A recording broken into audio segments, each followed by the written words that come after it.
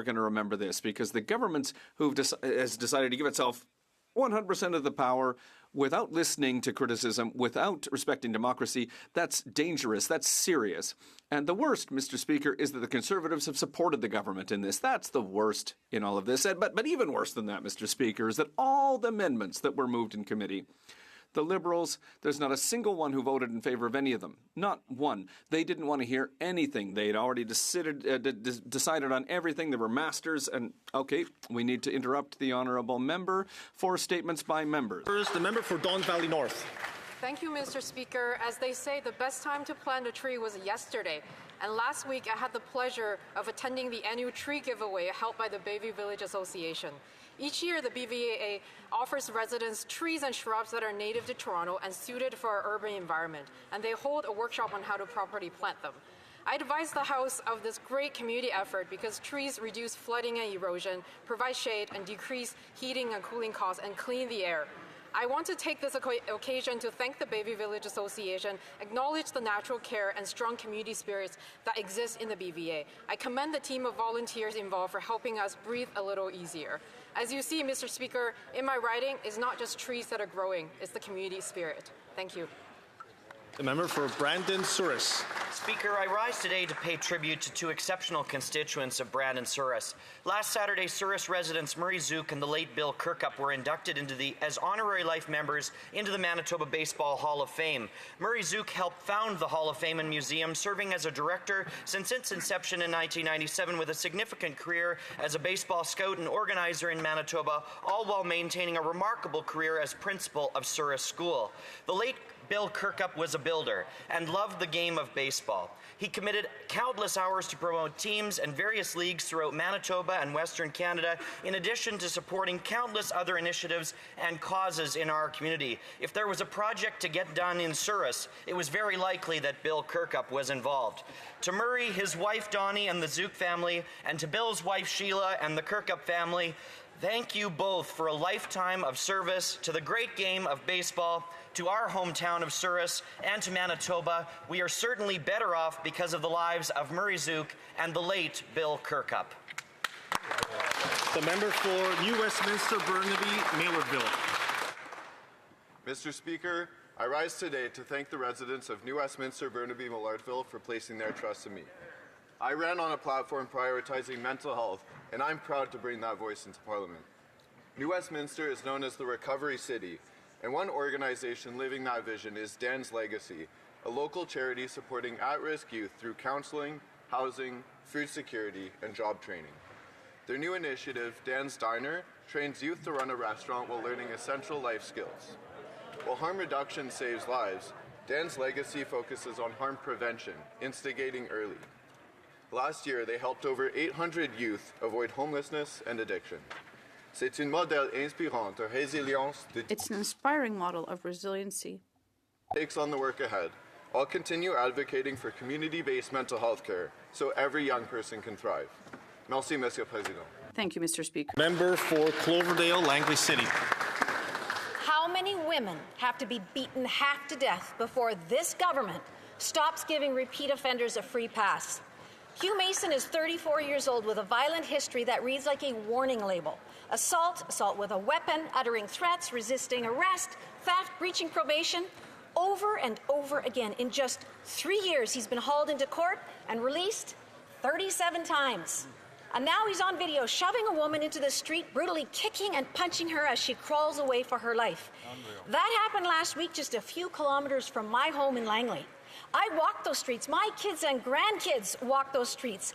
And it's happening because this government is protecting violent criminals rather than innocent Canadians. Why won't this Liberal government fix the broken bail system and stop putting dangerous predators back on the streets? The honourable member for Sherbrooke. Thank you, Mr. Speaker. 50 years ago, on June 20th, 1975, the song Jean du Pays by the legendary Gilles Vigneault was performed for the very first time at Mount Royal in Montreal. On stage, three giants of Quebec music, Gilles Vigneault, Louise Forestier, and Yvon Deschamps, sang the now famous lyrics that ring out not only on our national holiday, but also on our birthdays. Jean du Pays, is one of the greatest gifts to French language music. It is a classic, the anthem of Quebecers, and a testament to our collective memory. This year, our national holiday will be an opportunity to pay tribute to this iconic song. The singer from Natashquan, Mr. Vigneault, will be proud to hear his words, which bind us together and bring us together, sung throughout Quebec. Thank you, Mr. Vigneault, for leaving such a profound mark on our culture. Happy National Holiday to everyone. For Elgin, St. Thomas, London South. Canada Day may still be a couple of weeks away, but the students of East Elgin Secondary School are already putting their pride in our great country on display. Over 30 grade 10 art students, led by teachers Robert Ponzio and Amy Sawyers, have spent months crafting a magnificent 16-foot by 20-foot mural, a Canadian flag made up of self-portraits from each of the young artists. The masterpiece is called On Guard for Thee. It's a vibrant and patriotic expression of the community's diversity and Canadian identity. The project was supported by the Royal Canadian Legion branches in Port Burwell and Elmer, and some of the community's veterans have already had a chance to take it in. Those who have served and helped build our country get to see the spirit of Canada alive in the next generation. The mural has already been showcased at the Elmer Legion and will soon be presented at the Old Imperial Market. The teachers and students hope to bring their work of art to the provincial capital and eventually on to Ottawa to share their love of Canada with as many people as possible. Congratulations to all the artists, and go Eagles. The Honourable Member for Yellowhead. Yesterday, a devastating rock slide on the Banff Icefield Parkway near Bow Glacier Falls resulted in the loss of a life and injured many. My heartfelt condolences to the family who lost their loved one, and I'm wishing a speedy recovery to all those who were injured. We are grateful for the heroic efforts of our first responders, including Parks Canada staff, local firefighters, RCMP, Alberta Health Services, and STARS Air Ambulance for their swift and courageous efforts to provide emergency care and ensure public safety under difficult circumstances.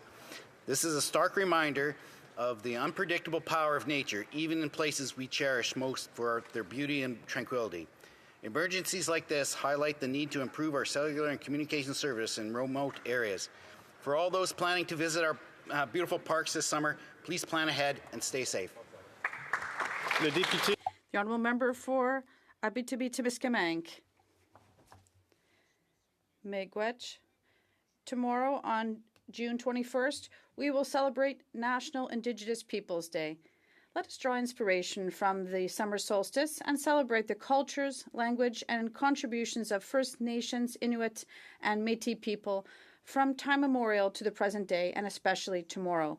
It's also an opportunity to build relationships and talk about mutual respect.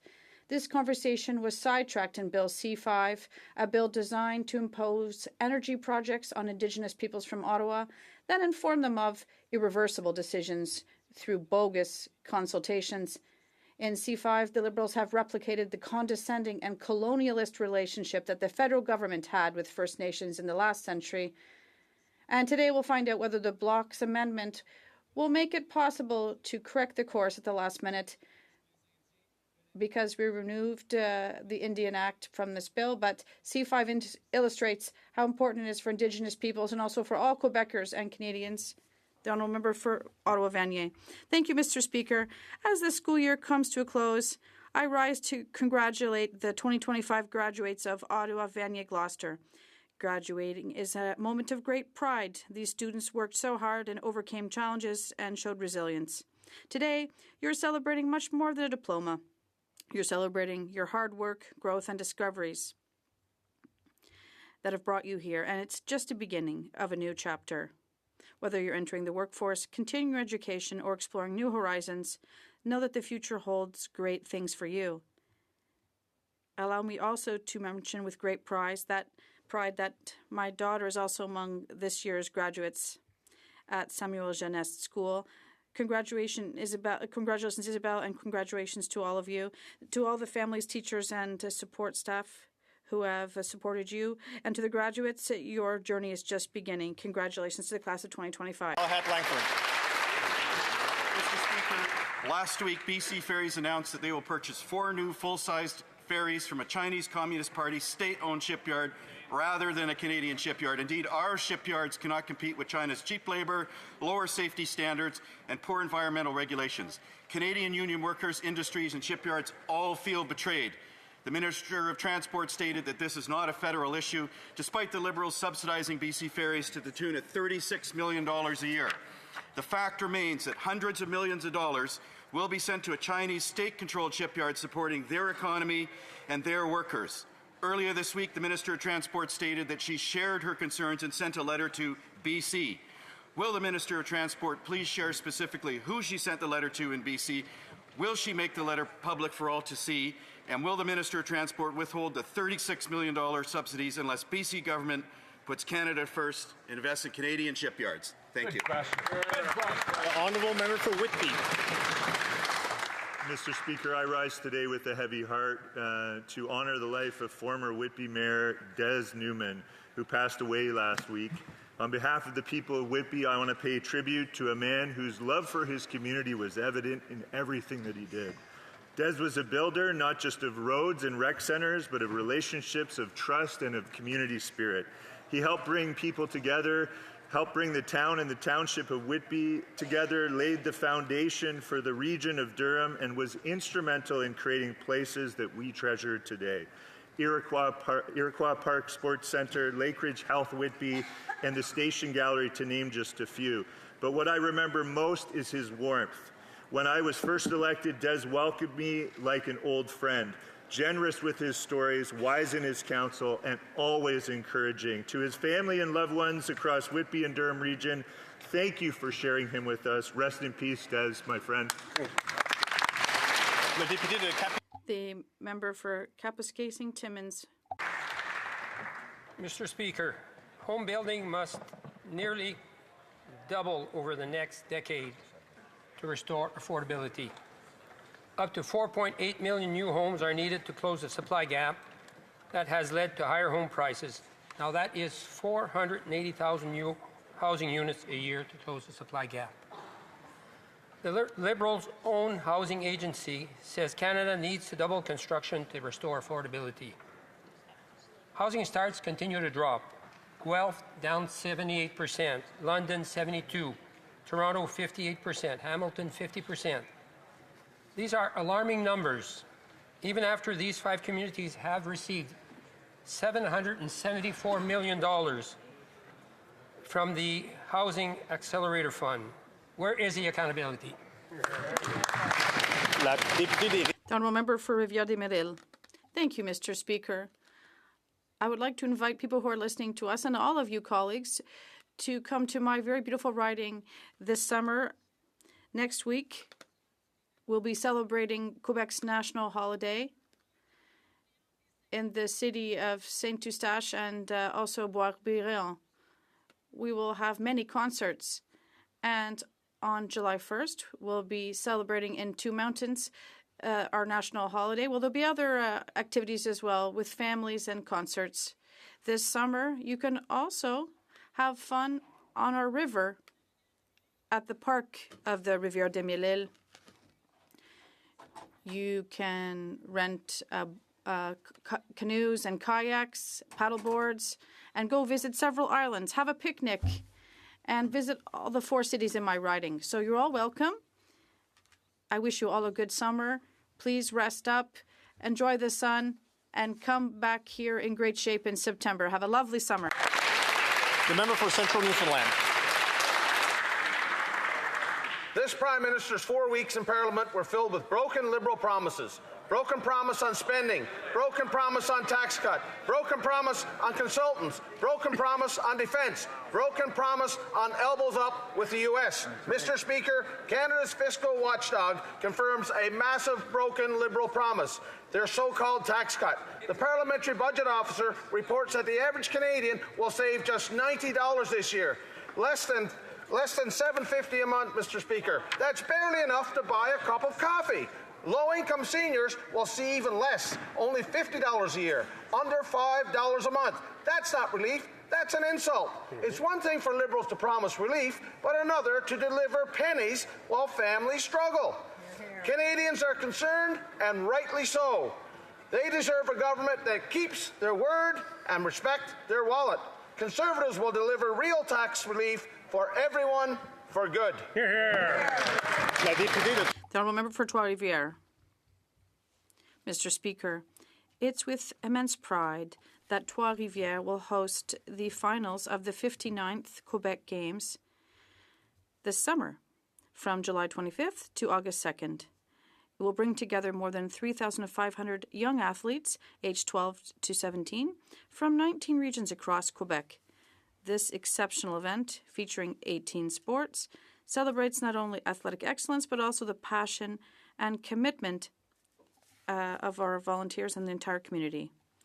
And the success always depends on the invaluable dedication of volunteers who work tirelessly to provide athletes with an optimal environment to allow them to achieve their own personal growth.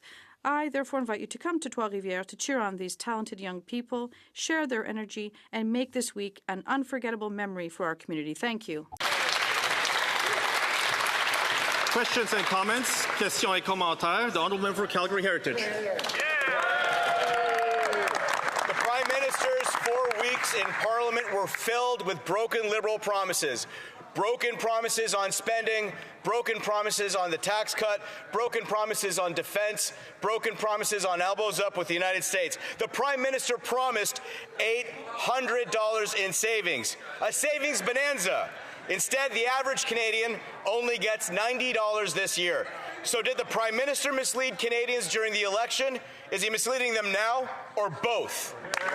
The Honourable Government House Leader. Mr. Speaker, tax cut for 22 million Canadians by July 1st. Check. DST off of homes for first-time home buyers. Check. Government fully funded. The supply bills are passed off to the Senate. Check. Defense spending, 2% of GDP. Check. And today, Mr. Speaker, and I invite the honourable member to join us, the bill to build Canada strong, the bill to build jobs in this country, create opportunity right across this land. Check, Mr. Speaker. The honourable member for Calgary Heritage. Listen, if their math are like their promises, we're in serious trouble. They promised to put more money in Canadians' pockets. It isn't $800 a year, it's $7 a month. Broken. Promised to rein in government spending. $26 billion in consultants. $1,400 in taxes for every Canadian household. Broken. He's promised to rein in inflation. Beef's up 34%. Baby formula up 9%. Apples up 18%. Broken. So was the Prime Minister misleading us in the campaign? Is he misleading us now, or both? The Honourable Parliamentary Secretary to the Minister of Finance. Mr. Speaker, at a time when Canadians are struggling, when we're fighting a trade war with one of our greatest traditionally allies, we have offered 22 million Canadians an income tax cut that's going to put more money in their pockets. What do the Conservatives do? Well, we're glad for once that they actually voted for that tax cut, which is fantastic. We know that they have a history of complaining in this House about affordability and then voting against every single measure that we put forward. At least finally they came to their senses and helped Canadians for once. The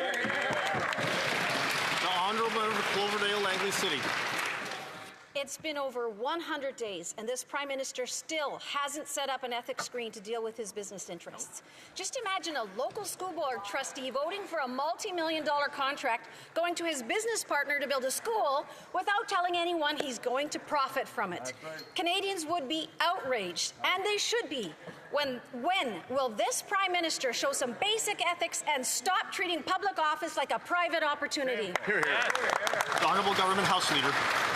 Mr. Speaker, this Prime Minister has a record of achievement in 100 days that would make anyone around the world blush. We've reduced taxes. We're creating opportunities for Canadians. We've committed to pass a bill by July 1st that is on track to getting done. This Prime Minister has also proactively filed all disclosures required under the most stringent code of ethics that exists almost anywhere in the world. Of course, the Prime Minister will meet his requirements under that code and will keep delivering for Canadians. The member for Cloverdale, Langley City.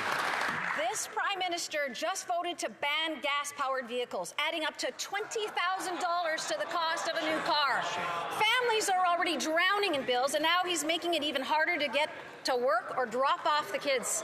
Is it just a coincidence that Brookfield stands to profit off this mandate? And when will this Prime Minister stop treating public money like his personal investment portfolio and finally be transparent about the deals he stands to benefit from? Yes.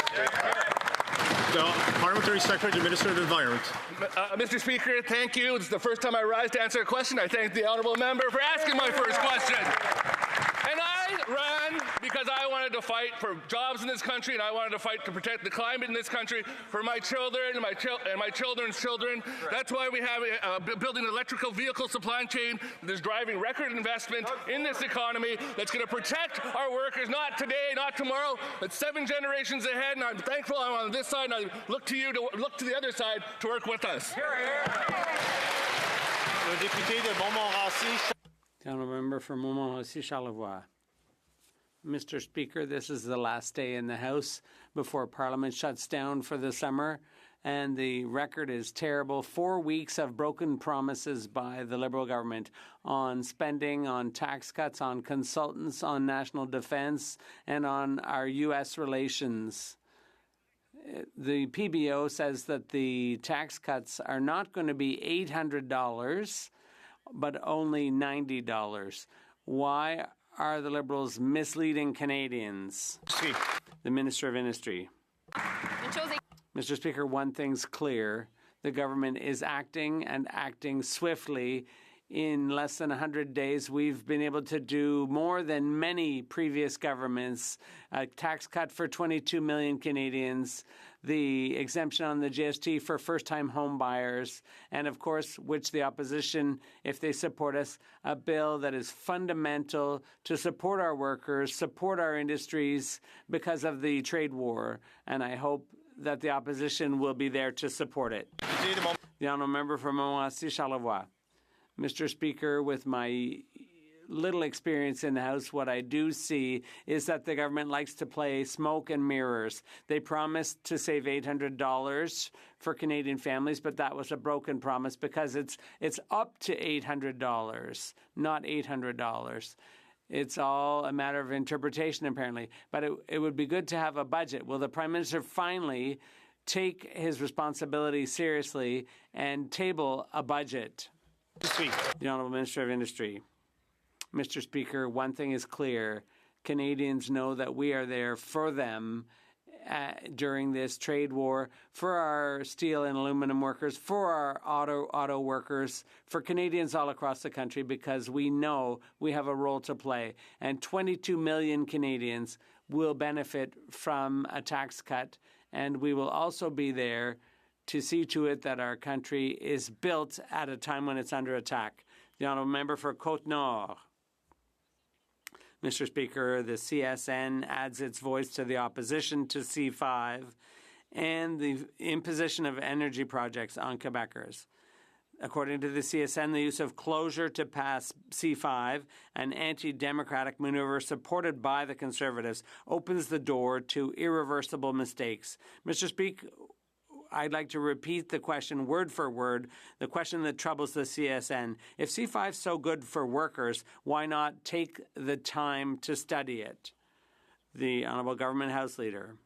Mr. Speaker, Canada is facing a number of challenges, and above all, the trade war with the U.S., started by the U.S. What what workers are telling me, and the unions are telling me, is that we need to take action. We need to quickly start building major national projects which will not only create jobs, but will also ensure that Quebec prospers not just today, but tomorrow and the decades to come. That's what we're doing with this bill. The honourable member for Côte-Nord.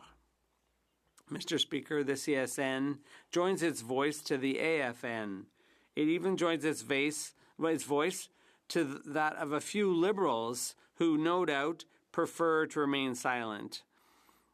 This bill allows environmental measures to be bypassed and allows almost all laws to be suspended by order in council. It's the most authoritarian bill since the Emergencies Act. Will the ministers who disagree have the courage to oppose this bill before it's too late? The Minister of Indigenous Services. Mr. Speaker, I'm proud to stand on this side of the House to ensure that the process of reconciliation will be put in action because we're working in partnership with Indigenous peoples here in Canada. They will be engaged in a process that will be clear, serious, and determined by First Nations themselves. We are very open to giving everyone a seat at the table, and only this government can do that. The Honourable Member for Jonquière. Mr. Speaker, after the CSN, the AFN, and even some Liberals, environmental groups are joining the ranks of those opposed to C5. Équiterre, Climate Action Network, Eco-Justice, the list goes on. To quote Greenpeace, Bill C5 would allow many environmental protections to be bypassed, silence communities, and trample the rights of Indigenous people in order to force through projects that will benefit multinational corporations. Mr. Speaker, everyone's saying the same thing to the Liberals. Study Bill 5 properly instead of forcing it through under closure. Will they finally listen? The Honourable Government House Leader. Mr. Speaker, Canada is proud to be a leader when it comes to respecting environmental standards. We know and we can undertake important major national projects that will create jobs and opportunities without sacrificing our values, our environmental values, and our processes. But the fact is, Mr. Speaker, that it's time to take action, economic action. Things need to be sped up. We have to stop relying on overly long processes. It's time to speed things up and get things done. The Prime Minister's first 4 weeks have been filled with broken promises on spending, consultants, defense spending, and relations with the U.S. Now the Parliamentary Budget Officer confirms that another broken promise, this time on tax cuts. He advises us that the average Canadian will save only $7.50 a month, and low-income seniors will save even less, under $5 a month, under the Liberal proposals. Perhaps it isn't a surprise the Prime Minister won't table a budget this spring because so much of what he's saying now is so different from what he said during the election. So I'm curious, did the Prime Minister deliberately mislead Canadians during the election? Is he misleading them now, or is it both?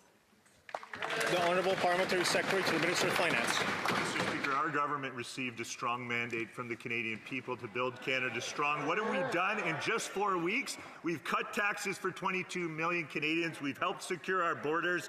We're breaking down internal trade barriers. We're fast-tracking major nation-building projects, and we've strengthened our ability to defend ourselves. That, to me, is strong leadership for a strong and independent Canada. While Conservatives bash, we will build. We'll continue to build with Canadians all across this great country. That's how you make the best country in the world even better. Honourable Member for Lanark Frontenac. Mr. Speaker, the Prime Minister is a broken record of broken promises, and the list keeps on growing. Broken promises on spending, and we still don't have a budget plan. Broken promises on consultants and also on consulting with Canadians. Broken promises to have his elbows up with the Americans, but instead what the Prime Minister has lifted is his middle finger to Canadians on affordability, inflation, and Liberal policies.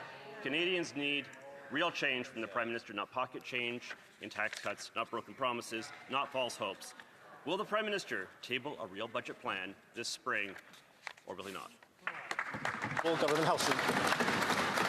Mr. Speaker, that member is a member of long standing, and I don't even think he believes the stuff that he was handed to me. I agree completely. The fact is that this is a transformational Prime Minister in a new government who is will be presenting a budget this fall, but has already delivered a spending program that was passed by this House, has already delivered a tax cut for 22 million Canadians that will save families up to $840 a year, and has reduced and taken off the GST on homes for first-time buyers, Mr. Speaker. That's progress. The Honourable Member for Dufferin Caledon. what the member just said is just completely misleading to the Canadian public. The Parliamentary Budget Officer has said this big tax cut is actually going to deliver $15 a month. That's not transformational. That's not going to build anything. The average Canadian can buy a couple of coffees at Starbucks for $15 a month. So it's all talk, no action, realistically, from this government. The Prime Minister has broken 4 promises in 4 weeks of being the Prime Minister. That's not leadership. That's not transformational. That's misleading the Canadian public. So is misleading the Canadian public the new mantra for this, quote, new government? The Honourable Secretary of State for the Canada Revenue Agency and Financial Institutions. Mr. Speaker, we are building the strongest economy in the G7. I'm not sure where the member opposite has been. We are cutting taxes for 22 million Canadians. We are permanently cutting the consumer carbon tax. We are cutting taxes for first-time homebuyers. Mr. Speaker, the Conservatives, sadly, are still stuck in the past. It's time to get on board or get out of the way. Thank you. That's right. The Honourable Member for Elmwood Transcona.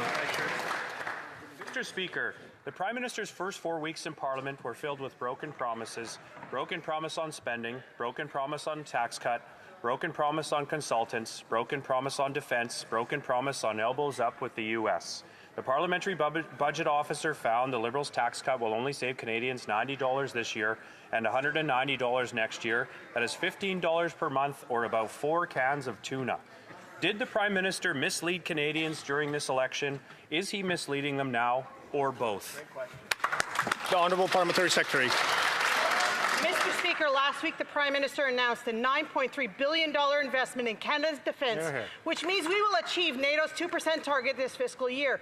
This is not only an investment in our armed forces, but also an investment in good-paying jobs, in Canadian innovation, and in economic growth. Our generational investment in strengthening Canada's role as a strong, reliable international trading partner while rebuilding and rearming our forces here at home. It's unfortunate the Conservatives voted against it. The Honourable Member for Riding Mountain. Mr. Speaker, according to recent reports, hundreds of American doctors wanting to work in our hospitals are, in their words, quote, stuck in bureaucratic hell. Instead of serving Canadians, American doctors are blocked from working because they're trapped in licensing logjam. Nearly 7 million Canadians don't have a family doctor, yet government gatekeepers are blocking qualified doctors from working in Canada. When will the Liberal Health Minister introduce our Conservative Blue Seal program to recognize the credentials of international doctors so Canadians can get the care they need? Exactly. The Honourable Parliamentary Secretary to Minister of Immigration. Mr. Speaker, our colleague evidently read the article that was on the front pages of National Newswatch yesterday, but he didn't read it closely. Because what he would have seen if he did is that that issue is squarely in the provincial jurisdiction. We know that there are American doctors that are trying to come to Canada, leaving the United States. Of course, our healthcare system is in need of more doctors, but the issue is tangled in the bureaucracy in British Columbia. And so if he wants to bring matters to the House of Commons, that's very fine. It's a very good issue to raise, but the issue is misplaced. It's an issue of provincial jurisdiction. La députée de Bellechasse-les-Sept-Chemins-Lévis. The member for Bellechasse-les-Sept-Chemins-Lévis. Mr. Speaker, the financial watchdog, an officer of the House, has confirmed another broken promise by the Liberals, their so-called tax cut. Contrary to the $850 promised by the Prime Minister, the average Canadian will only save $90 this year, and seniors will get a paltry $4 a month. Did the Prime Minister lie during the election campaign? Is he lying now, or both? Before recognizing the government House Leader, that word used in the House causes disorder, so I would ask the member to withdraw that term. Yes, of course, Mr. Speaker. I meant to say misled. I would replace it with misled. The Honourable Government House Leader. Mr. Speaker, the facts are very straightforward, very simple. For all those who pay income tax, i.e. 22 million Canadians, there will be a tax cut from 15 to 14% on the tax rate. That will save $840 maximum for Canadian families. For those who pay income tax, they can save up to $840. Promise made, promise kept. The honourable member for Bellechasse. Well, it's as if they're calling the PBO a liar. But anyway, the Prime Minister's first 4 weeks in Parliament have been full of broken promises on spending, taxes, consultants, defence, and even on relations with the U.S. Meanwhile, Canadians are paying 14% more for rice, 18% more for apples, and even 34% more for beef. Will the Prime Minister finally table a budget that truly cuts taxes and reverses his inflationary policies? The Government House Leader. I repeat, Mr. Speaker, 22 million, i.e., everyone who pays income tax will, as of July 1st, get a tax cut on their paychecks, on their pay stubs. It's a really good Canada Day gift. But the member opposite has opposed childcare places, dental care. She should focus on affordability and support us. The honourable member for Pierre Boucher, Les Patriotes Verchères.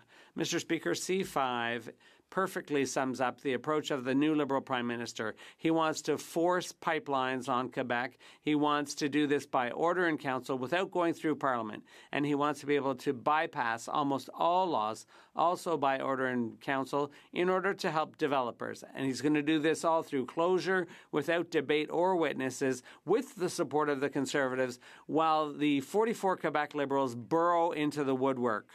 Do they realize that this was all vote buying? The Honourable Minister. Mr. Speaker, I think it's important for the member to remember that we're in a trade war right now. Time is of the essence. There are aluminum workers in Quebec. And if he spoke to people in Ontario in the auto industry or in the steel industry, he would realize that time is of the essence. We need to take swift action. We need to work together to pass this bill so that we can build major infrastructure projects. And if he's still not convinced, he should talk to the Quebec Premier who supports this bill. The honourable member for Pierre Boucher, Les Patriotes Verchères. In just 4 weeks, the Liberals have shown their true colours. Those colours are Pierre Poilievre with a red tie. Many Quebecers voted Liberal to be protected from the Conservatives. Yet here we are with a government that wants to rule by order in council and force pipelines on Quebec with C5. A government that stole $814 million from Quebecers to buy votes from Canadians. All this in just 4 weeks. That's the true colours of the Liberals. Do they realize that for many Quebecers, this is a two-faced government? The Government House Leader. The Bloc is exaggerating so much, I think they're going to miss Saint Jean Baptiste. The fact is, time is of the essence. Urgent action was needed to respond to the trade war that was started by the U.S. And yes, there was an urgent need to respond to the provinces and other players like unions, investors, and so on. We needed to reduce the gap between Quebec and the rest of Canada. We needed to create jobs and opportunities, Mr. Speaker. Nurse strangled unconscious. Vancouver police officers set on fire as they arrest a repeat offender. Victoria paramedic violently assaulted while attending an overdose call. Firefighter attacked with a machete while resuscitating an overdose victim. Manitoba nurse stabbed with a needle. Our first responders and healthcare workers are targeted, attacked, and face horrific abuse on a daily basis. And they're calling for bail reform. When will the Prime Minister end his failed drug policies and soft on crime laws and protect our frontline heroes? Exactly. The Parliamentary Secretary to the Secretary of State for Combating Crime. I want to thank the honourable member for his question. He's asked about this before. The fact is, fentanyl has torn through our communities and ripped through our families. And it is an incredibly serious issue, and I empathize with the people who've been lost. The fact is, we take this incredibly seriously. We're hiring 1,000 new RCMP officers, hiring 1,000 new CBSA officers to go after the bad guys and put them away. Honourable member for Caribou Prince George. They failed them for 10 years, and they're calling for bail reform. 10 years. 10 years the Liberals have put criminals' rights before victims. Violent crime has surged 50% since 2015. The Liberals' reckless drug policies have turned our hospitals and our communities into war zones. Nurses, healthcare workers face horrific abuse every single shift, and first responders are assaulted and beaten while responding to calls for help. Violence is not part of their job description, and the responsibility lays squarely at the foot of this Prime Minister. He told Canadians he had a plan. The Parliamentary Secretary to the Minister of Justice. Thank you, Mr. Speaker. I understand my colleague, and Canadians deserve to feel safe in their own communities, which is why we've committed to cracking down on repeat violent offenders even further in our platform. We will strengthen the criminal code and move aggressively to protect victims by making bail laws stricter for violent and organized crime, home invasion, car theft, and human trafficking. We were given a strong mandate, Mr. Speaker, from Canadians to be able to keep our communities safe, and that's exactly what we will do. The Honourable Member for Regina, Wascana. Mr. Speaker, last week alone, the Regina Police Service responded to 54 suspected overdoses, including 4 fatalities. According to multiple news reports, fentanyl is suspected in most, if not all, of these cases. The crisis has gotten so bad that the Provincial Ministry of Health has issued an overdose alert for Regina. When will these Liberals finally crack down on organized crime and their mass fentanyl production labs so we can finally get fentanyl off of our streets? Parliamentary Secretary. Mr. Speaker, fentanyl is causing destruction in our communities. C2 will toughen up the fight against fentanyl with significant steps to control precursor elements in the production of fentanyl. It will strengthen the police powers and the ability to search the mail. And we have also cracked down on terrorist entities. We'll always be there to protect Canadians. Mr. Speaker, recently in my riding, friends and family of Lucas Lethbridge came together in memory of his tragic death due to overdose. I, for one, have lost more friends from addiction than any other cause. My question today comes directly from Lucas's father, and his question is, why, Mr. Speaker, does a fentanyl dealer selling cocaine secretly laced with fentanyl get to continue killing vulnerable Canadians in our communities rather than getting locked up for life? The Parliamentary Secretary to the Secretary of State for Combating Crime. Well, first of all, Mr. Speaker, I want to portray my condolences to the honourable member and the people lost in his community. As I mentioned earlier, the fact is the global rise of fentanyl has ripped through our communities and our families, and is completely unacceptable. And we've listed 7 cartels as terrorist entities under the criminal code.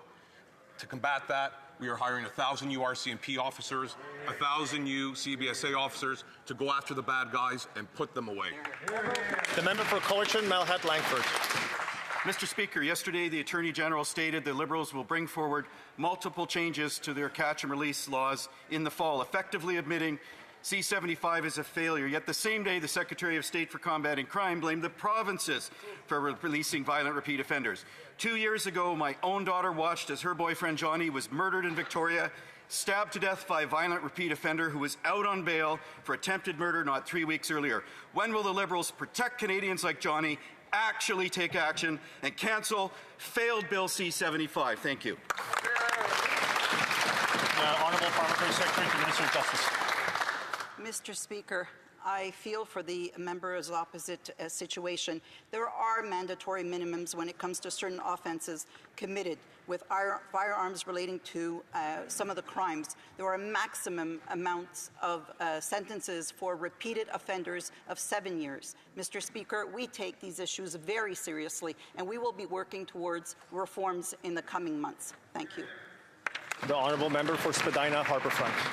Mr. Speaker, Canadian steel and aluminum is the best in the world, and our workers in those vital industries are second to none.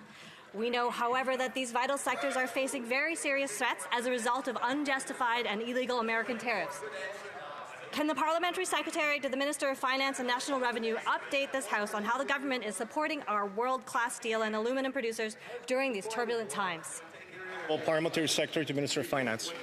Thank you, Mr. Speaker, and thank you to the member for Spadina Harbourfront for the great question. Canadian Steel and Aluminum is going to help build the strongest economy in the G7, Mr. Speaker, and while we continue to aim for a negotiated agreement with the United States, we are taking strong action to respond to the illegal and unjustified American tariffs to protect the integrity of our sectors. Yesterday, we announced targeted measures including adjusted counter tariffs, new tariff rate quotas, and a $10 billion large enterprise tariff loan facility.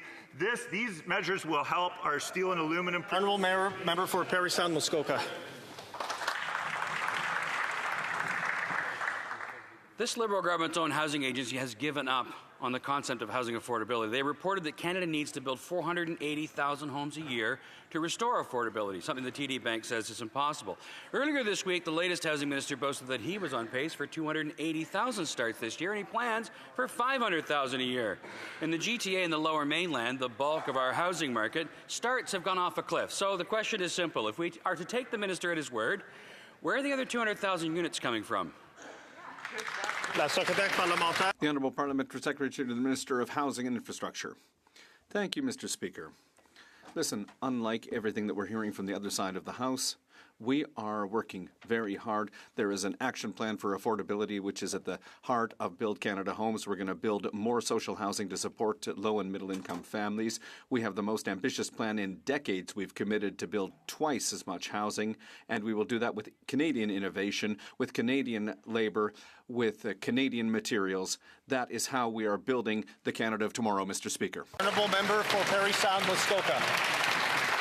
Well, it sounds like more bureaucracy. I'll give you an example of Ottawa bureaucracy. Here in this city of Ottawa, the federal government closed their training centre. 9 years later, they finally sold that training centre to their own federal housing developer at market price. Then it took the federal developer 5 years and 79 different reports at the City Planning Department to deal with the neighbours and the local Liberal MP who tried to block the redevelopment.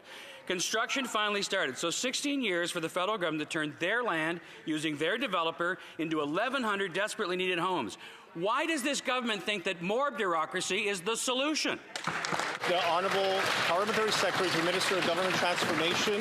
Thank you, Mr. Speaker. And our new government is committed to ensuring that federal procurement is conducted in an open, fair, and transparent manner. When it comes to the situation in question, Mr. Speaker, I would point to the investment that our government made most recently through the Housing Accelerator Fund here in the City of Ottawa. This is our commitment to work with municipalities to ensure that we get the housing built that we need. Thank you, Mr. Speaker. The Honourable member for Hastings, Lennox and Addington, Tyendinaga. Under this government's watch, the housing crisis has reached an unprecedented precipice, and no amount of recycled ministers will hide the fact that this Liberal government is responsible. The CMHC's own numbers have declared the death of housing affordability across this nation. And this government's solution? Appoint a minister who, as Mayor of Vancouver, was responsible for one of the worst housing and affordability epidemics we have ever seen. Mr. Speaker, will they just simply stop talking about the housing crisis that exploded under their watch and actually do something about it? Hear, hear. The Honourable Parliamentary Secretary to the Minister of Housing. Merci, Monsieur le Président. Thank you, Mr. Speaker. There is a housing crisis. This is why the government is getting back in the business of building. This is why we will power innovation with modular, prefabricated home. We will do it by reducing red tape, by increasing efficiency and streamlining operation. We will do it at a very fast speed. This is what we promise Canadians, and this is what we will deliver. Merci, Monsieur le Président. The member for Hastings, Lennox and Addington and Tyendinaga. Mr. Speaker, the best time for action was now, not 10 years ago, now. Mr. Speaker, they have consistently realized that with responsibility comes an extraordinarily amount of... I'm going to start this again. Whoa! Mr. Speaker, given the fact that this government agency said Canada needs to double down with construction to restore affordability, will this government get out of the way and The Parliamentary Secretary to the Minister of Housing and Infrastructure. Thank you, Mr. Speaker. And I'd like to invite the colleague to read the Liberal platform. We made major commitments to change government operations. We got to work right after the election, and the implementation of Build Canada Homes is going to facilitate and accelerate the construction of housing. That's what Canadians need. Thank you. The Honourable Member for Vernon, Lake Country, Monashee. Mr. Speaker, in communities across the North Okanagan, families are being pushed out of the housing market. Young people can't afford to buy, and seniors are being forced out of the communities that they themselves built. Meanwhile, this Liberal government still has no budget, no plan, no urgency. While young families and seniors are begging for the Liberals to get housing built, this Prime Minister, much like the last one, is more focused on political optics than shovels in the ground. When will this Liberal government stop dragging its feet, deliver a budget, and finally take responsibility for the housing crisis it helped create? The Government House Leader. Speaker, we came to office and the first thing we did was take the GST off of new homes for first-time home buyers. This government has proposed a series of measures beginning with the National Housing Strategy back in 2018. These measures have been measures, this member was not here, but they have opposed every single one, whether it's affordable housing, whether it's social housing, every single housing initiative put forward by this government and every single plan that my honourable colleague described, they are against. Where is their housing plan, Mr. Speaker? The member for Flamborough, Glanbrook, Brent North. Under these Liberals, Canadians are being forced to skip meals to just pay the rent. A new report from Royal LePage shows that 39% of Ontario renters are cutting back on food and essentials just to stay housed. Even the CMHC is waving the white flag, admitting its own housing targets aren't possible under this Liberal government. This is what failure looks like. Unaffordable housing, stalled construction, and Canadians falling further behind. With alarm bells ringing all over the place, when will the Liberals finally admit that their housing plan isn't working? The Honourable Parliamentary Secretary to the Minister of Finance. Mr. Speaker, when you exploit people's hardship and vulnerability for political gain, when you base your political hopes on the failure of the economy, and when you dismiss the potential of Canadian innovation to solve the challenges that we face, as Conservatives do every day in this House, you're not just betting against our government, Mr. Speaker, you're betting against Canadians. On this side of the House, we'll bet on Canadians every single day. Why? Because we know they will overcome the greatest challenges we face.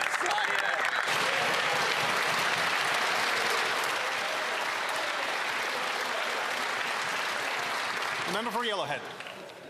Years of poor forest management contributed to fires that devastated a third of the homes in Jasper last year.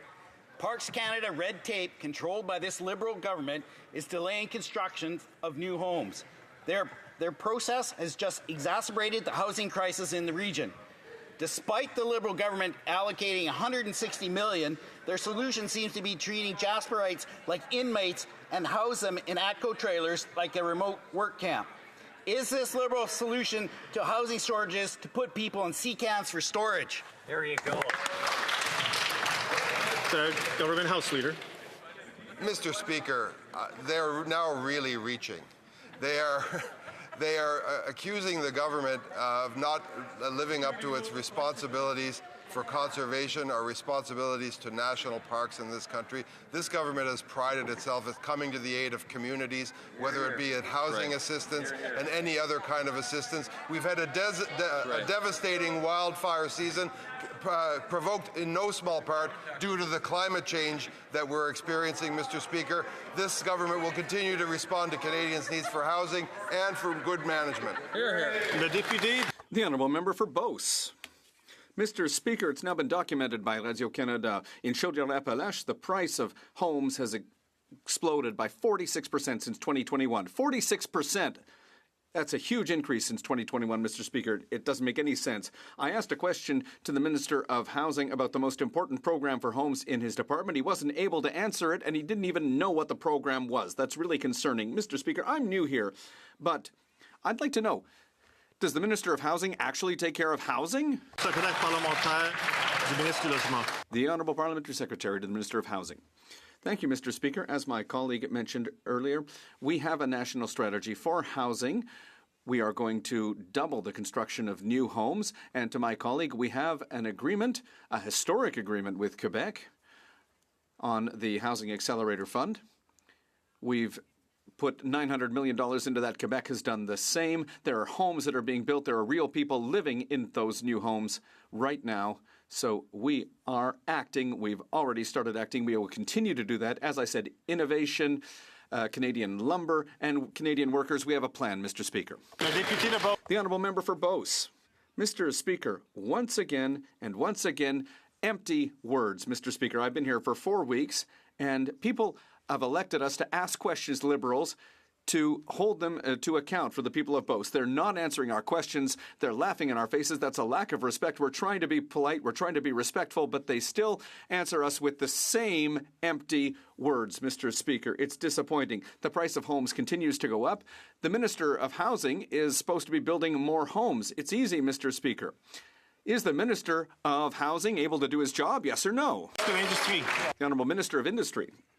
Well, I would like to thank my colleague for the question.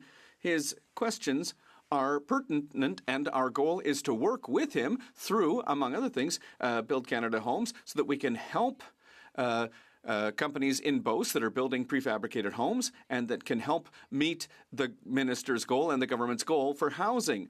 We want to work with them, so it'll be a pleasure for me to work with him. We need to create jobs. We need to build homes. The member for Prescott, Russell, Cumberland. Monsieur le Président. Mr. Speaker, our aerospace industry is an example of Canada's entrepreneurial spirit. The unjustified tariffs are creating uncertainty for our businesses, so it's more important than ever that we support our aerospace sector. Can the Minister of Industry, Science and Innovation please update this House on her visit to the Bourget Air Show, where she represented Canadian industry? The Honourable Minister of Industry. Mr. Speaker, I would like to thank my colleague from Prescott Russell Cumberland for her excellent question and for her excellent work. Canada has great strength when it comes to aerospace, but we need to go even further, Mr. Speaker. We need to do more to help industry, and at the Bourget Air Show, we got good news, an order of 40 Airbus A220 airplanes by Lod Airlines from Poland. Those are airplanes that are going to be built at Mirabel in Quebec. Air France is also buying global airplanes from Bombardier. We're going to create jobs. We're going to continue to strengthen the aerospace sector. For Red Deer. Mr. Speaker, after a decade of Liberal anti-energy policies that drive out investment and plunge business confidence down, even the Liberal House Leader admits on TV that this government can't get anything built. Despite years of defending Trudeau's actions, Canadians want to see projects growing and energy flowing. But until destructive Liberal laws like C-69 are gone, it's just more empty promises. If the Prime Minister wants Canadians to believe anything he says, then he'll fully repeal anti-energy laws and get pipelines built. Hear, hear. The Minister of Energy and Natural Resources. Mr. Speaker, we will present the members opposite an opportunity to build. We will present the One Canadian Economy Bill, who will rapidly advance projects of national interest and build one economy, not 13. The bill will grow the economy and make Canada the strongest economy in the G7. We would hope you'll join us in voting for this. The Honourable Member for Swift Current, Grasslands, Kindersley. Mr. Speaker, Canadian farmers work hard to feed the world, but they're taking losses from trade barriers imposed by China. Saskatchewan normally exports close to $1 billion in peas to them, and thanks to an action by the Liberal Prime Minister, our exports are dropping. Saskatchewan farmers have already lost out on half of our pea exports to China, and now there is a 100% tariff on the rest. The Prime Minister promised to be different on trade than Justin Trudeau, so why is he still doing nothing to help our farmers out? Here, here. The Honourable Minister of Agriculture.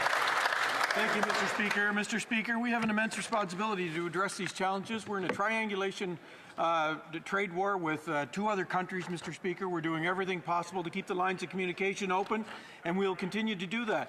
Mr. Speaker, we're investing in farmers. We're investing in ag stability. We're investing in ag marketing. We're continuing to do everything we can. I had the opportunity to visit the honourable members, the Prairie provinces last weekend to speak firsthand to farmers. We've got some of the best farmers in the world on cutting edge of technology. Thank you, Mr. Speaker. The member for Thornhill.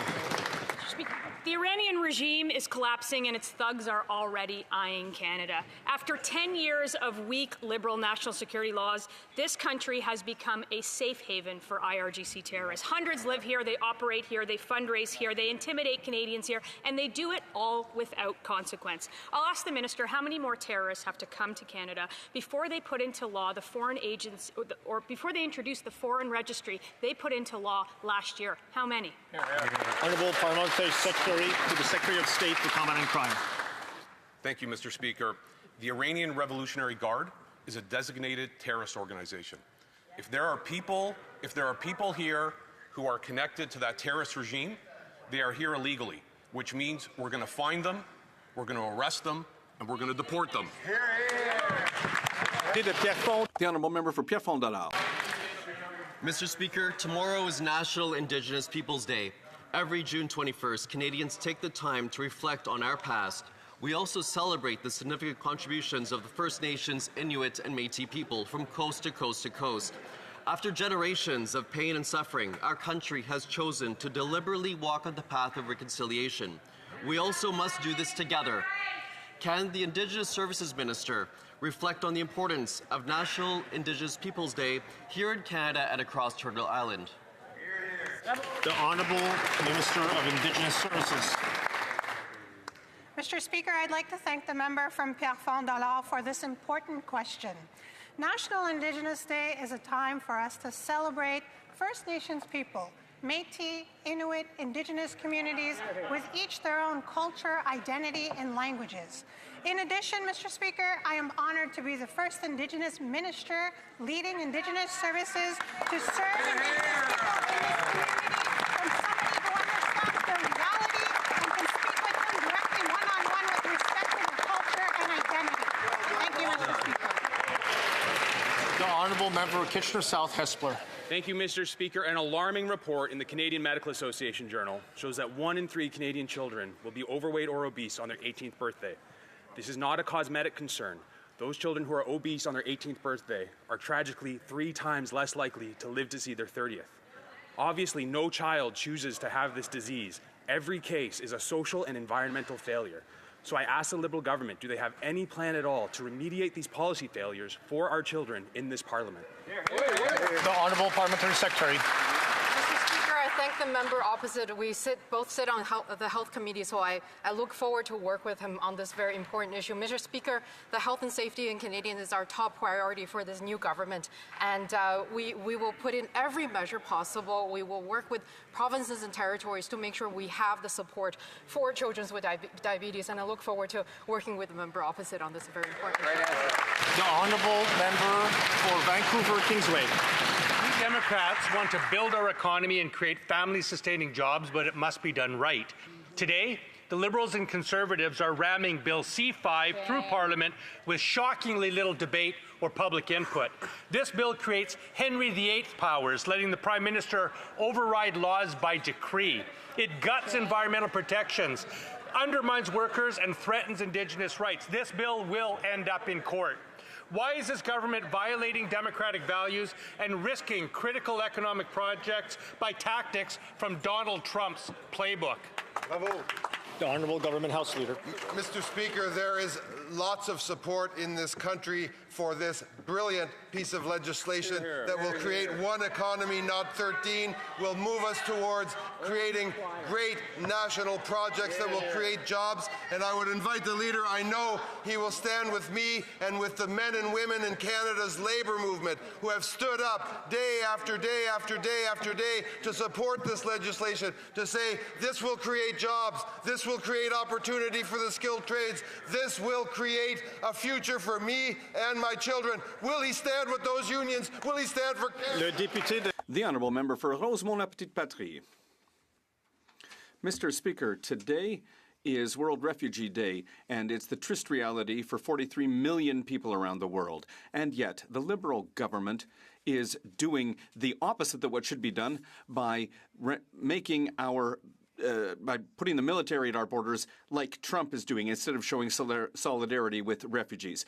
Liberal rhetoric is dangerous, but the NDP is clear. Anybody who comes to our borders seeking a safe haven must be heard with respect and humanity. Why is the Prime Minister, who was elected as an anti-Trump, why is he copying Trump's worst ideas and attacking the rights of refugees and asylum seekers?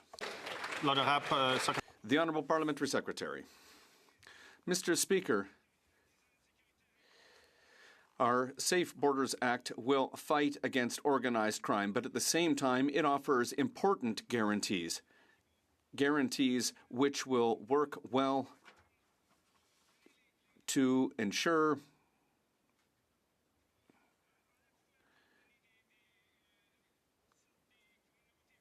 to make our communities safer, but offer the necessary guarantees to people who are coming to our borders and who have right to respect of their rights. That is the end of question period. Ceci met fin à la période des questions. I have a point of order for the member from Elgin St. Thomas, South London. London South. Thank you, Mr. Speaker. During question period, the Parliamentary Secretary to the Minister of Government Transformation and the Parliamentary Secretary to the Minister of Health erroneously referred to something called a new government. And I don't... That is a matter of debate.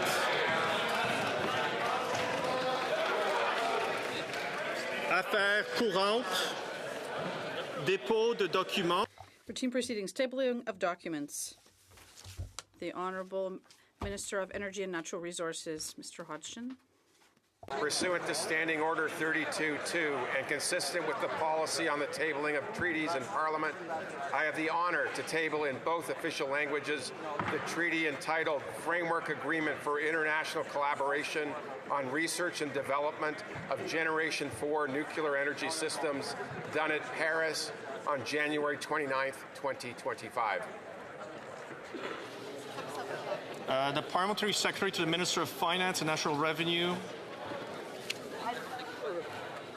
Mr. Speaker, pursuant to Standing Order 32-2, I have the honor to table in both official languages the 2024-2025 annual report of the Office of the Taxpayers Ombudsman entitled Clearing the Path.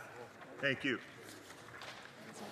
I believe that the Parliamentary Secretary of Finance had another tabling he'd like to do as well.